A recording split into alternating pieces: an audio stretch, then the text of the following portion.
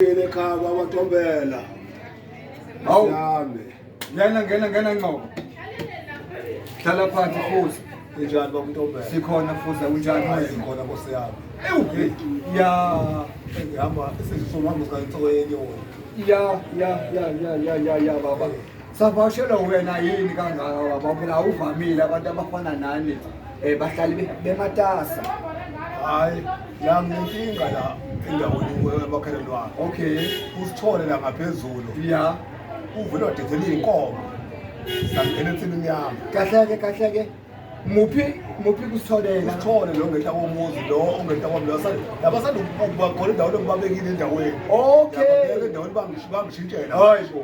Sebevela wadedela iy'nkomo ngelezi. Bengithi kakhulu ukuthi iy'nkomo zidla ensimini yami. Hayibo. Uyalwa uthi naye khona.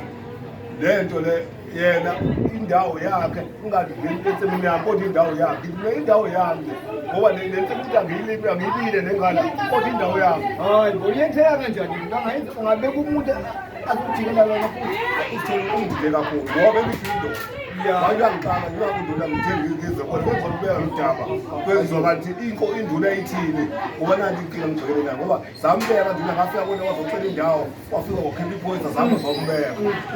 uyabona Sazi manje bangenze njani?